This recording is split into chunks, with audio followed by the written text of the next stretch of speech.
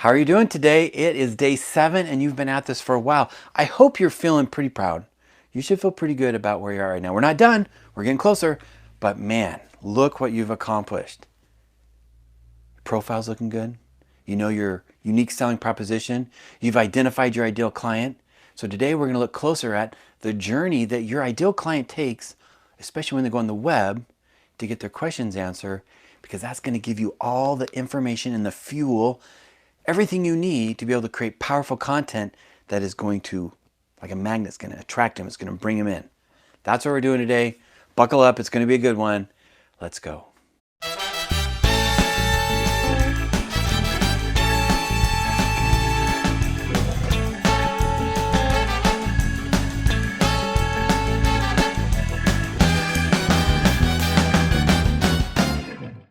So today is about mapping out your buyer's journey.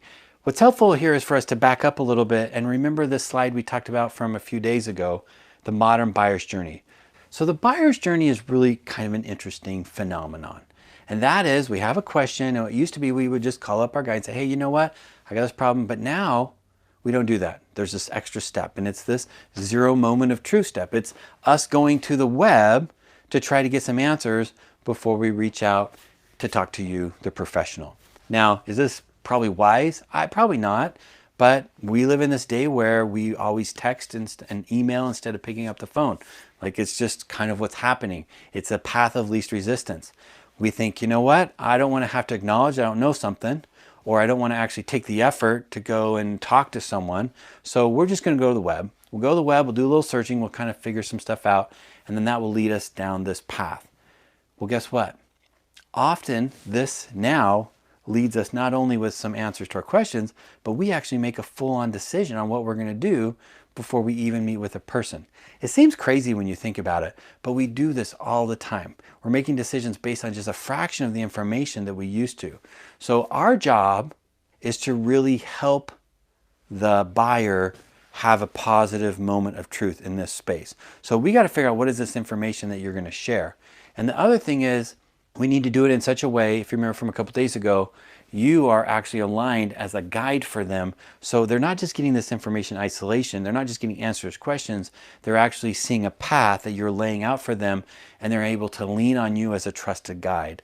Now, I will say this icon I used here of the guide is actually probably a pretty important icon or metaphor. And that is that you're not the hero. They're the hero. They're the one having the journey. Your job is to support them in that. You're kind of the Yoda and they're the Luke Skywalker. They're the one who has to figure out what their problem is and move forward. You're the one who's already been there, who knows what to do. And that's your job. And I really bring this out to say, don't think you're the hero.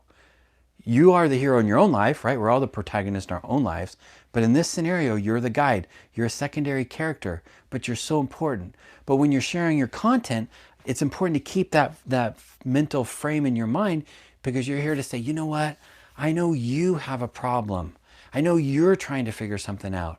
And I'm here because I've been where you haven't. And so I've got some things that can help you. So let me understand where you're at in your process, and I can help you out. That's what our message should feel like. It shouldn't be like, hey, I'm the man. I'm the one who knows how to do this. So come follow me. So like, I don't care about you. I'm the protagonist.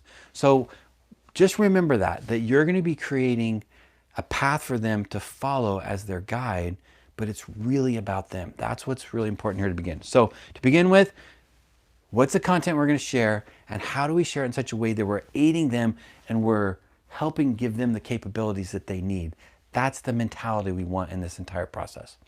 So how do we do this? Well, when it comes to the buyer's journey, there's actually different phases. And our goal is to not just move them up this ladder, but to recognize that there are different phases here. It's a little bit more complex than that previous picture shows.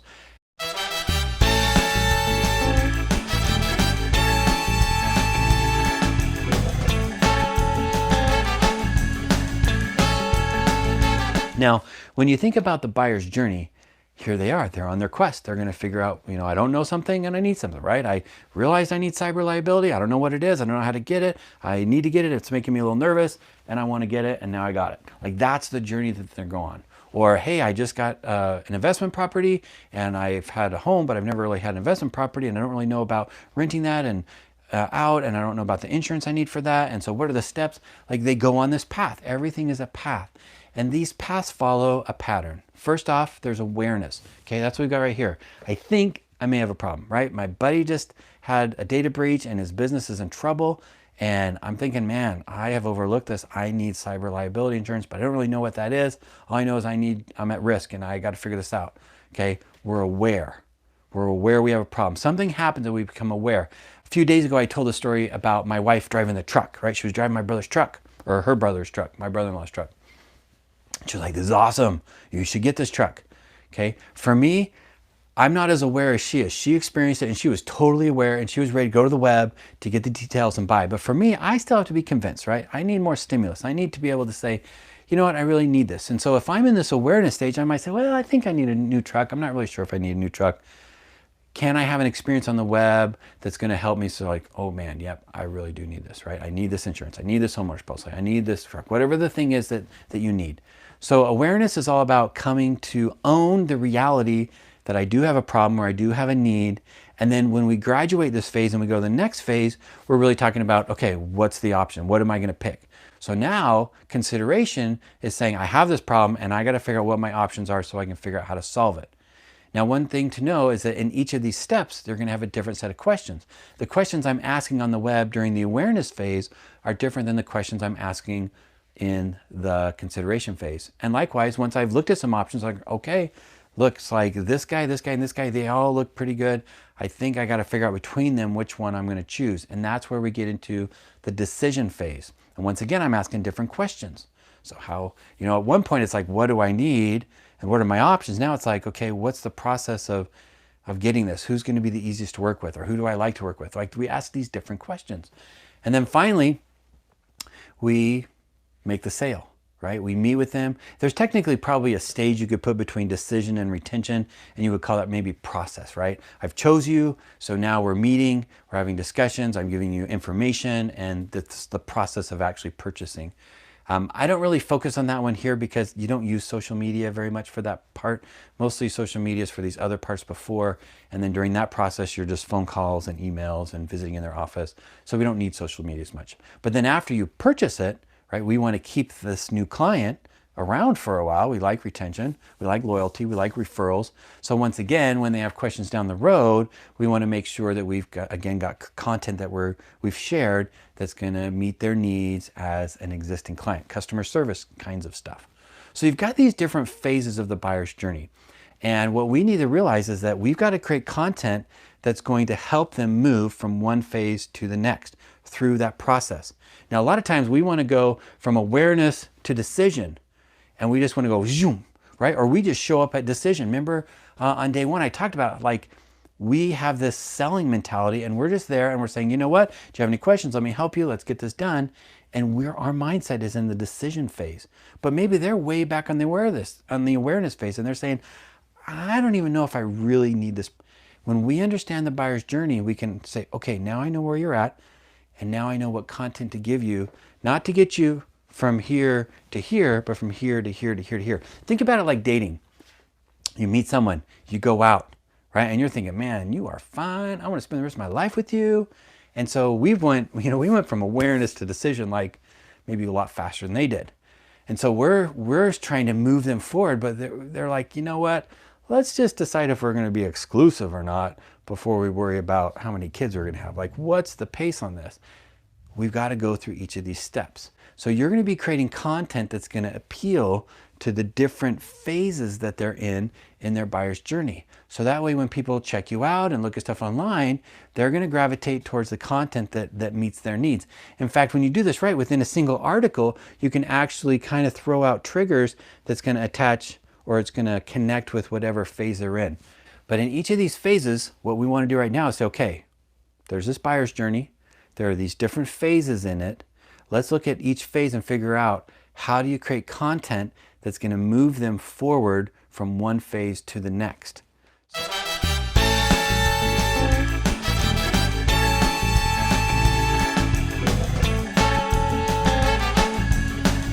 In each phase of the buyer's journey, we can look at really 4 elements that are important for us to understand when it comes to creating content that's going to move them through this phase. So first off, we need to know what are the questions that they're asking on the web, or even to themselves. Like, what do I need to know? If I'm in the awareness phase or the consideration phase, what are the unique questions that I'm asking at that point in my journey? And if I know those, then I also can figure out what are the keywords. So what are the keywords that they'll use when they search on the web? And that's going to also determine what content that they see.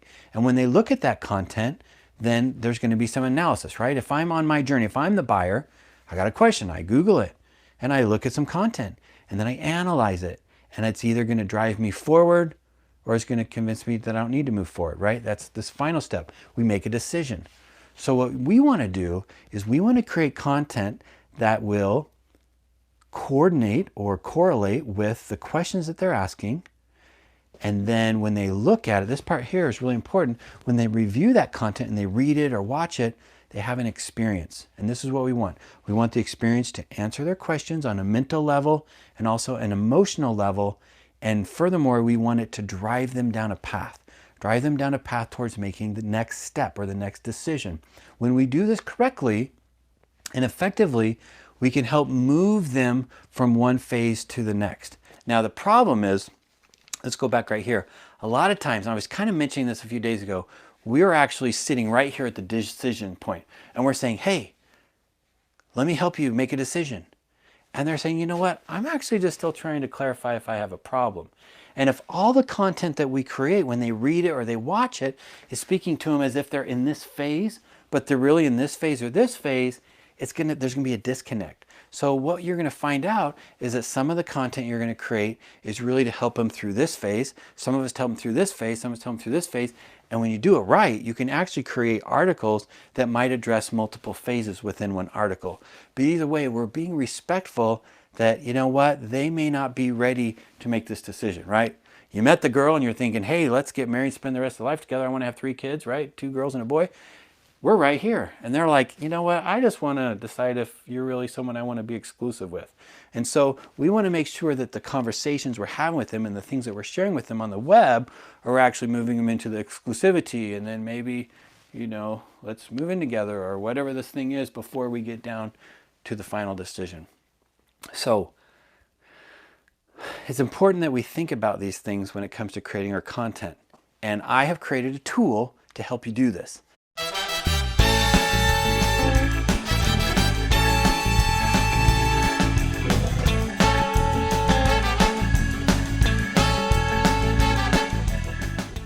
So this is what it's called. It's called the Mapping Your Buyer's Journey. It's kind of a unique Boss Social tool that when you fill this all out, it's going to map out every step. And you're going to see on paper here, you can actually write out and get really concrete the things that you need to understand and share in the content that you're creating and in the ways you optimize your profile. So let's take a look at this and I'll give you an example. And then finally, I'm actually going to share with you a template you can use for actually creating the articles that you share. So let's just take a look really quick at the whole tool, and then we'll go back and fill it out. So first off, we've got a product or service. So this will be the thing that it is that you're trying to provide, right? Cyber insurance, homeowner's policy, whatever this thing is, product service. And then we've got their name. We've got space for their relationship. Is this a new client? Is this something you're selling to an existing client? Or is this an activity just to even get them as a prospect? And then the next step we want to think about is, what is the awareness? We want to be aware of what stage they're in. Are they in the awareness stage, the consideration stage, the decision or the retention? Then we map out what's their problem or their objective.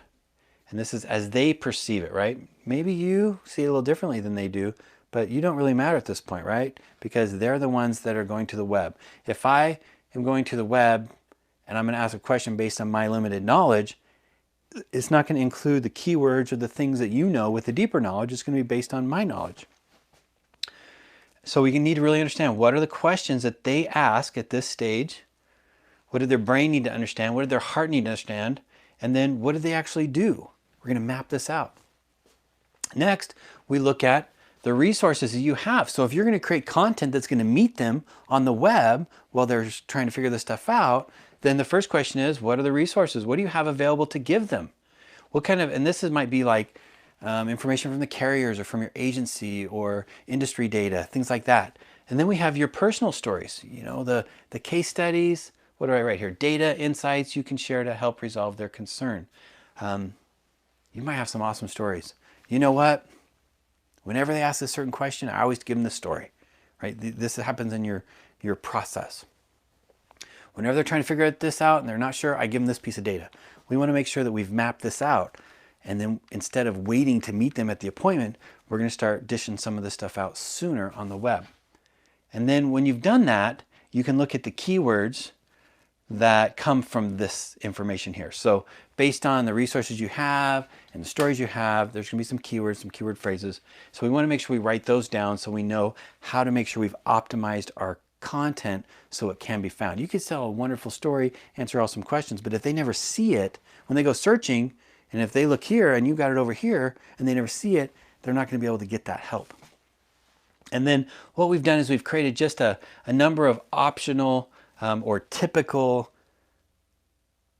pieces of digital content that you can create. And so this is going to line us up so that way we know exactly where they're at. Now, the way this works is you're going to take this tool and you're going to print it out multiple times. So you might say, okay, for cyber insurance, I'm going to print it out 3 times. I'm going to print it out. I'm going to fill it out for the awareness phase. And then I'm going to fill it out for the consideration phase. And then I'm going to fill it out for the decision phase. And that's going to give you, it might give you different pieces of content. And when it's done, you've got all the information you need to write 3 pieces of content that's going to help them out in each of the stages. So let's look at an example here so you can kind of see more concretely what we're talking about. So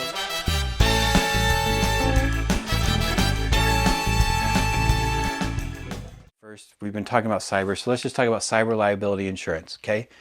Now, here's the thing. When you do this, it's very easy for us to be subjective and be thinking about some fictitious person in the future. Like, what is the kind of person? What's their situation? And what I find is that's not the best approach. The best approach is to actually look at the real life experiences that we've had with our existing clients. So what we're going to do is we're actually going to fill this out as a kind of a historical document for someone who's already gone through this process that is our client right now. So for cyber liability insurance, we're going to look at who is one of my customers that recently got cyber insurance. And man, if I could have that experience 10 times over, I would be in heaven. So let's see if we can say they were an ideal client. So I want to get more clients like them. So what we're going to do is we're just going to mark down what had happened with them instead of, like I say, creating some fictitious future. The reason I wrote it this way was I remember reading in a book once and they were talking about if you want to get a job. I'm an attorney, I want to get a job at a law firm, and so I'm going through the interview process. And the place I've been working at, you know, they're working me the bone, and I don't mind working, but I want to have some work-life balance. So in this interview, you ask the person, you say, you know what, I'm really excited about this firm, you guys seem awesome, but let me ask you, what's your work-life balance look like here? What are they going to say? Oh yeah, it's great. You know, we really respect that you have a family, we respect that you need some personal time, and so it's something that we really prioritize. Okay, and you think, okay, good, that's great. And then you get the job and you find out they work you to the bone and you're like, wait a minute, what happened? And I remember in this book, it was talking about, wherever I read it, can't remember what it was, it basically said, if you ask the question a little differently and you were to say, hey, you've been working in this office for a while, I'm just curious, how many times a week do you actually have dinner with your family? Very specific, and it's looking on historical data from the back, from the history, from what's really happened in real life, not this subjective thing that's going on in our brain. And the person says, oh, you know what? On Sunday, I'm able to have, dinner with my family. The rest of the time I'm working. And you're like, Saturday too? Oh yeah, you're on Saturday a lot.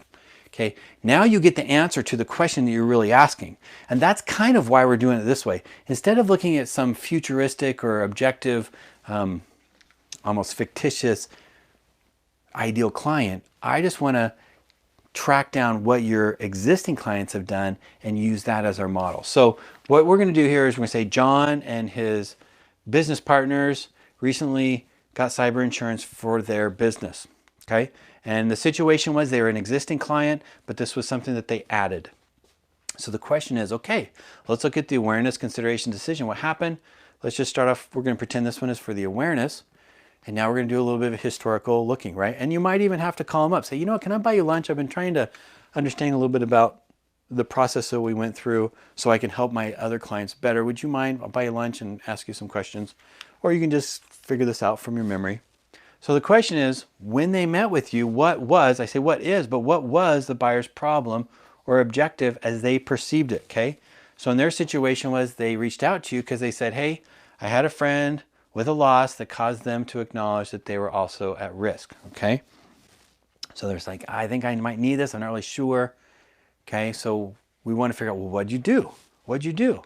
Well, what questions or concerns did they have at this stage? And so they might, this could be one of the questions, right? What are my current exposures? Okay, maybe that was one of the things that they asked. The next one would be, of course, what did their brain need to believe to move forward? So what did they need to do to move from awareness into consideration? And it was, I need a list of the coverages and the costs. So I need to understand what are all the things that's involved with this. And then their heart was actually feeling a little bit nervous. Usually it's interesting in the awareness stage or the awareness phase is actually a very emotional time because when we don't have information, it's easy for our brains to go crazy. Like, oh my gosh, they just had to pay $1.2 million in fees because of this data breach and they're, lost all this data and they're nervous about getting sued. And your brain is just like going, it's the end of the world. So when you create content in the awareness stage, it's also going to be important to think about this. What is the emotions that they're feeling? So that way you can engineer into what you're writing things that are say, you know what? I know that in this, as you think about this stuff, and then you can express the emotions they're feeling.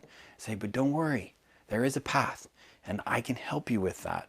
And so what you're doing is you're lining yourself up as the guru. You're tending to both their intellectual needs and their emotional needs, which is going to bind them to you. It's like, oh, he made me feel like it's going to be okay. And I trust this guy and he's helped me in the past.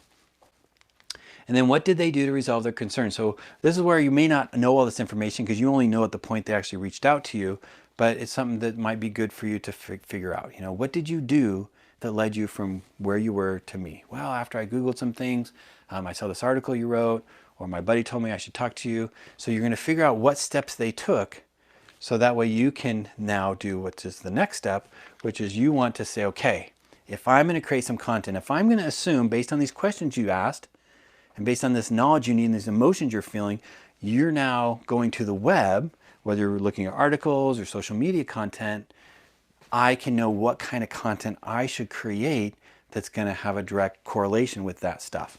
And so list your resources you have to help resolve their concerns. So let's see, maybe the carriers have some content, maybe your agency website has some content.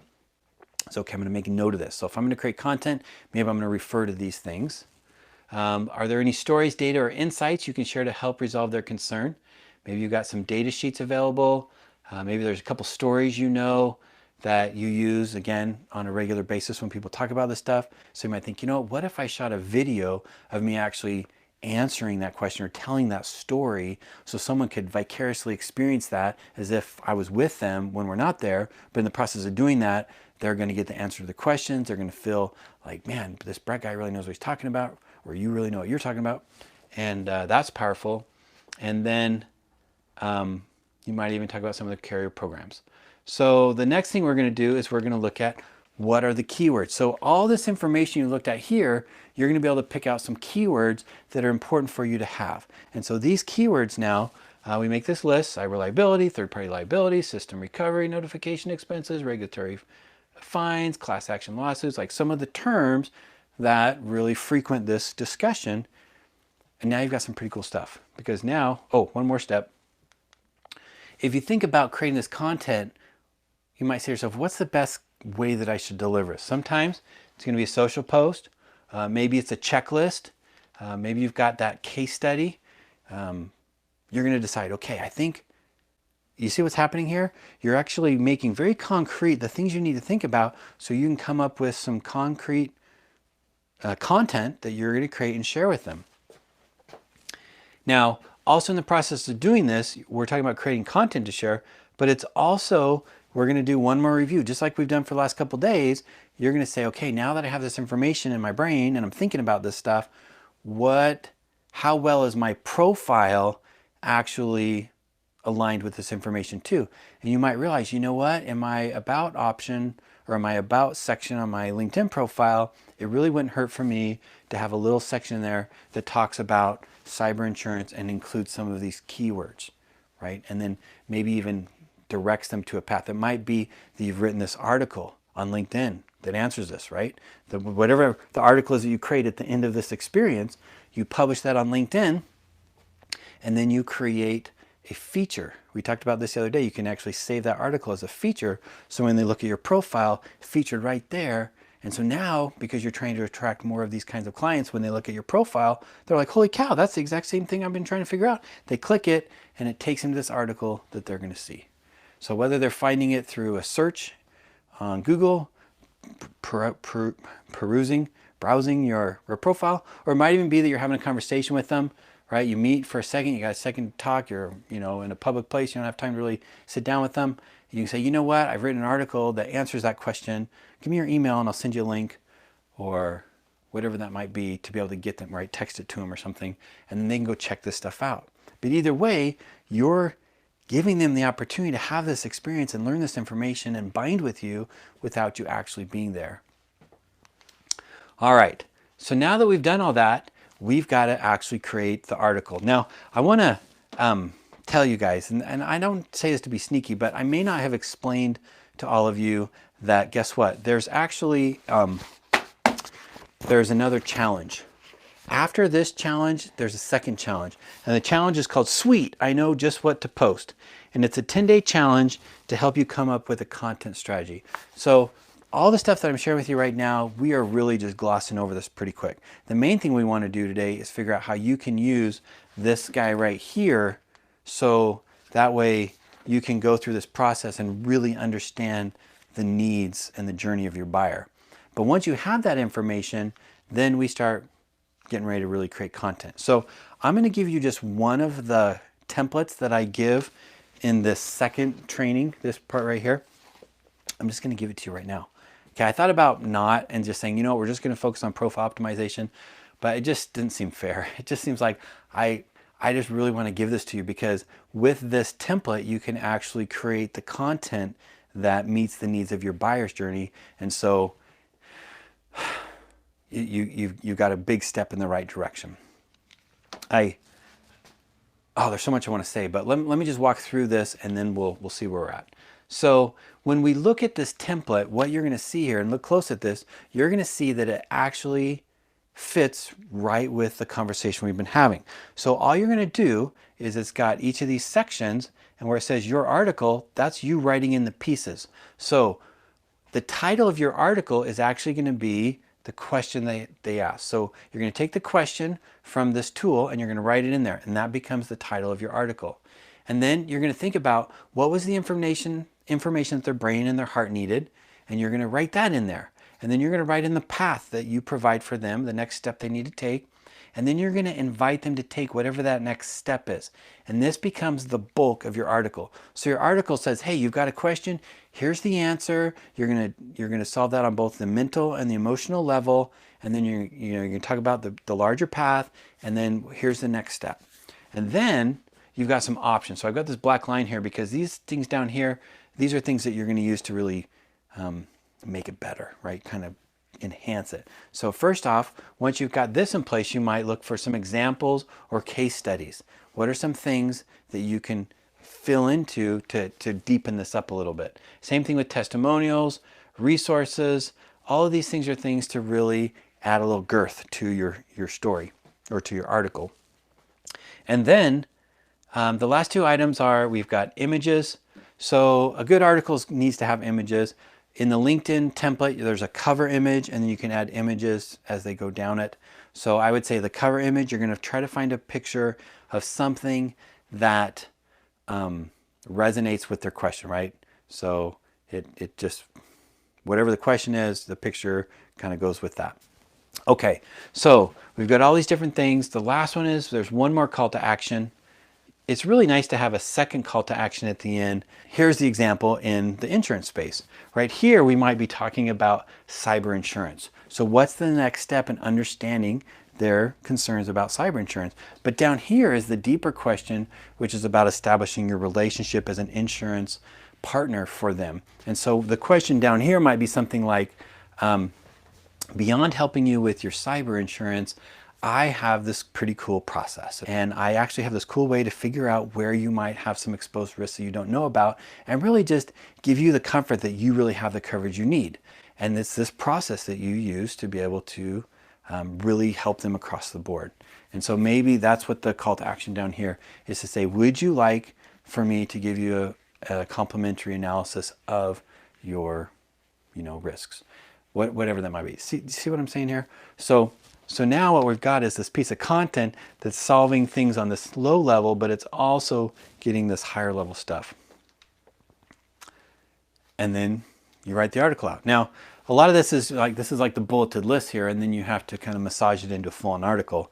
But there you go. This gives you what you need to look at the buyer's journey, analyze each of these phases, and then create content for it. So here's your homework. What I really like to ask you to do is to pick a product that you really want to sell. Think about your ideal client. Think about someone who you already have as a client that fits that ideal client persona. And then fill out this paperwork. Fill it out for the awareness phase, the consideration phase, the decision phase, maybe even the retention phase, and see what that looks like. And with that, I just haven't met an agent that's done that and hasn't then felt really comfortable and confident to say, okay, now I know exactly what I want to share. And when you use this template to actually put that information together, it just gives you the whole outline to create that content. And now you go publish it. And I would say the easiest place to do that is a LinkedIn article. Go into LinkedIn, and instead of creating the social post, click the little link that says LinkedIn article.